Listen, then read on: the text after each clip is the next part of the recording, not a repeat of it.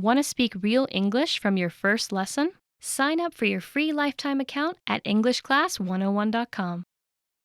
Hi everybody, welcome back to Know Your Verbs. My name is Alicia, and in this episode, we're going to talk about the verb stand. Let's go. The basic definition of the verb to stand is to support yourself on your feet. Examples. I am not standing.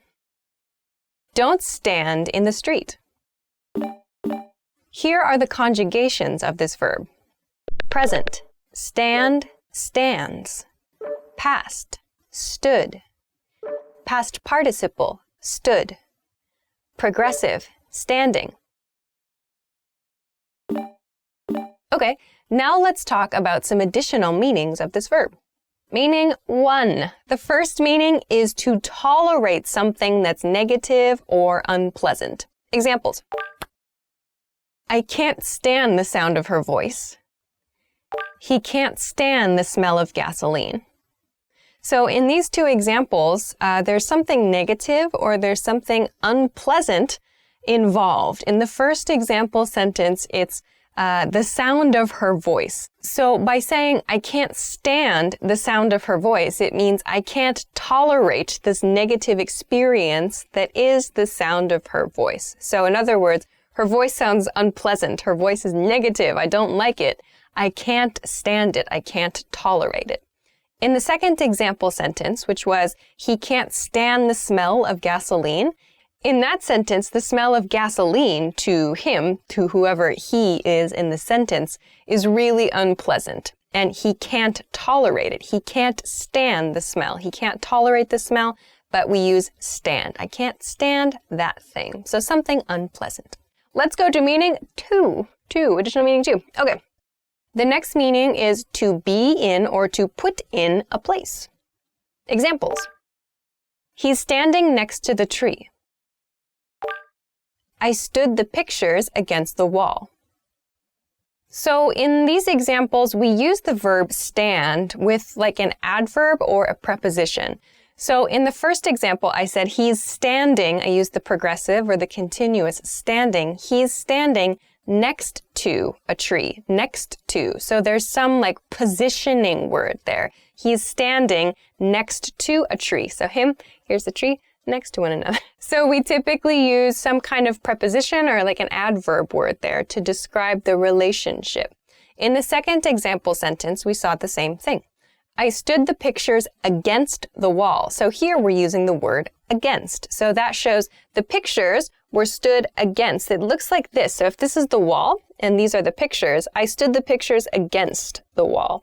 So we could say the pictures, I leaned the pictures against the wall, I guess.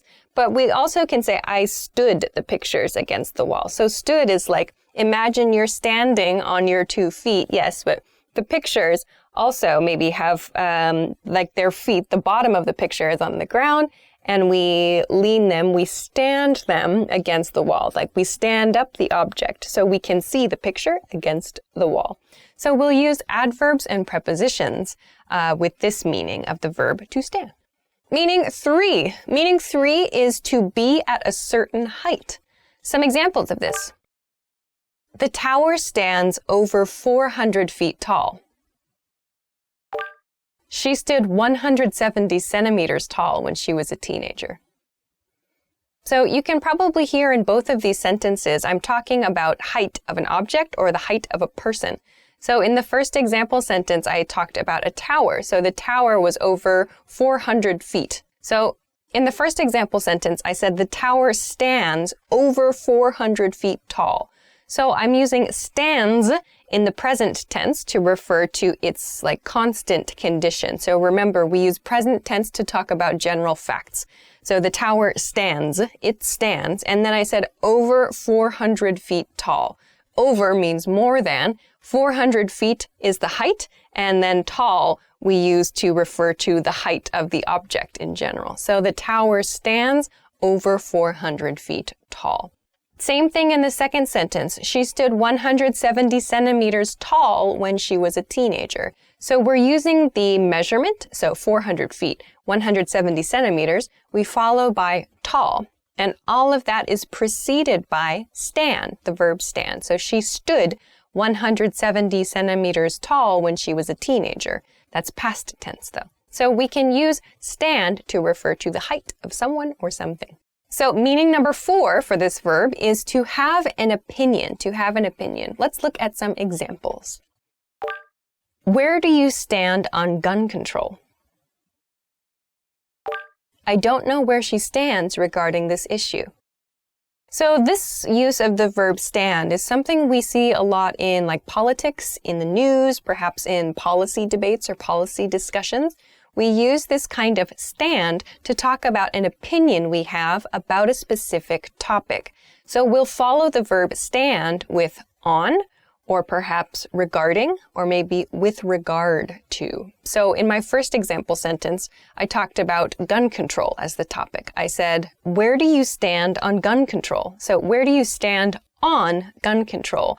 On in this sentence really means about, but we don't use about after the verb stand. We don't say, where do you stand about gun control? That's not an expression we use. Instead, we use on. Where do you stand on gun control? And also, we typically use an expression like this in very common or very well-known topics. So if you're debating something that's very, very specific, it's probably not a good idea to use stand in that case. We use it for very, very broad topics that most people are familiar with and that most people have an opinion about. So gun control could be one example, or maybe where do you stand on environmental issues, for example? Something like that, a very general, well-known topic. In the second sentence, we see the same thing. I don't know where she stands regarding this issue. So regarding is like a formal word meaning about. Again, we don't use about here, but regarding is okay to use. So the same thing as we saw in the first example sentence, we're introducing like a topic for discussion that is well known in that condition, in that state. Now let's look at some variations with the verb stand. The first one is to stand up for oneself, or to stand up for yourself. This means to defend yourself against attacks, usually verbal attacks. A verbal attack is an attack with words, someone shouting or an argument. Examples of this. You should stand up for yourself if you know you're right. The young girl stood up for herself. I want to introduce one that's also very similar to this, which is to stand up against, to stand up against. That means to defend yourself against a specific enemy or a specific like kind of attacker. It can be verbal again. So examples of this. I stood up against the scary manager. Or he stood up against his greedy landlord. So in these examples where we're standing up to someone else or standing up against something else, we're defending ourselves against some kind of negative thing outside us. So like he stood up to his greedy landlord, meaning he defended himself against this person who's trying to, I don't know, take advantage of him or something. Or I stood up to the scary manager. So that means the manager, there's some kind of negative force there with the manager, but I defended myself against that. So we can say to stand up against that specific person or that specific enemy, or we can say to stand up for yourself. So for introduces like the reason, the thing we are defending. So I stood up for myself. We can also replace that. Like I stood up for my mom. I stood up for my younger brother at school. So when you're defending someone else, you can use that expression. The next variation is to stand out. To stand out. This means to be noticeable, to be very noticeable. Examples. Whoa, that guy's hair really stands out. This candidate really stood out from all the other applicants. So to stand out meaning to be very noticeable. In these example sentences, maybe this guy has just big hair and we can really see him like easily. We can say, whoa, that guy's hair stands out.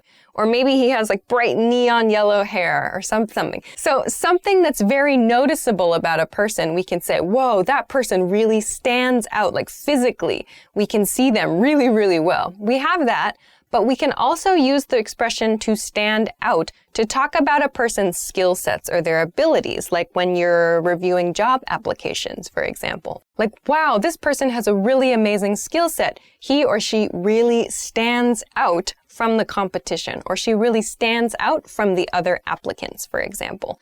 So you can talk about being able to physically notice someone really well, or you can talk about noticing someone for their skills and their abilities with the verb to stand out. Great. All right. So those are a few maybe new meanings of the verb stand and some variations for you. Of course, if you know of other ways to use the verb stand, or if you want to try to make an example sentence, please feel free to do so in the comment section. If you liked the video, please make sure to give it a thumbs up, subscribe to our channel, and come check us out at EnglishClass101.com for other good resources for your studies. Thanks very much for watching this episode of Know Your Verbs, and we'll see you again soon. Bye!